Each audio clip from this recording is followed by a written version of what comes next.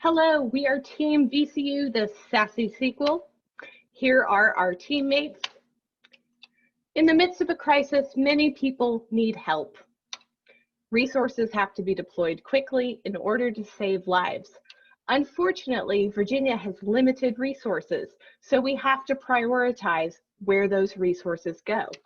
But how do you prioritize? Well, this pandemic has given us some great resources in terms of our vulnerability indices to identify where those populations are. But they're only available for current or past data. They're not available for the future. So how can we help here at the Datathon? Population projections are available through 2040. So the question was, can we predict these vulnerability indices and project them into the future?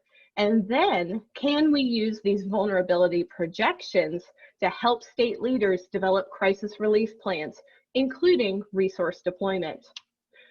To do this, we looked at 3 different vulnerability indices: the Social Vulnerability Index, the COVID-19 Community Vulnerability Index, and the Pandemic Vulnerability Index, or PVI.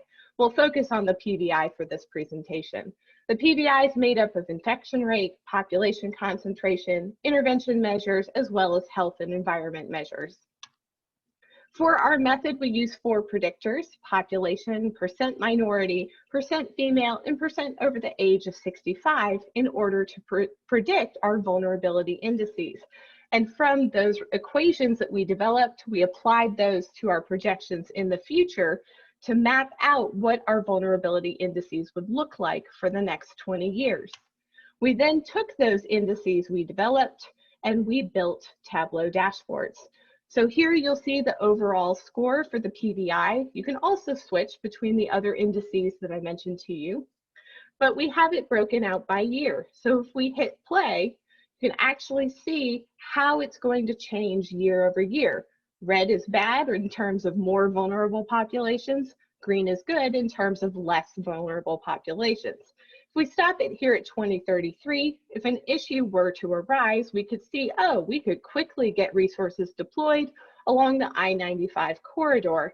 However, we need to have more of a plan when it comes to Harrisonburg City and some of these other locations that may not be as accessible to us in terms of deploying resources.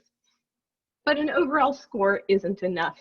So we actually broke it down by subscale as well. So all of those pieces I mentioned to you, we predicted those as well, mapped them out 20 years. So if I'm looking here at 2033 and I have an issue where I know I'm going to need a lot of hospital beds, I can quickly see that my big population centers have more hospital beds, but everything in red is where I have to deploy more hospital beds, whether that's mobile hospitals, nurses, all the support staff that goes with it. It's a big enterprise to get moving, but I can be planning as a leader if something were to happen in 2033 where I needed those hospital beds. Now, I mentioned our model. Unfortunately, our model is just developing a prototype. We don't have enough information to do these projections the way we need. We need additional factors. These 4 that we chose simply because that's what was available in our projections. We need additional pieces: socioeconomic status, social welfare, economic factors. If we can model those out in projections for the next 20 years, we can really hone our vulnerability indices and make them that much better and more accessible for our leaders to plan for the next 20 years and for whatever crisis is going to come forward next. COVID-19 was a wake-up call. We weren't ready, but we can be.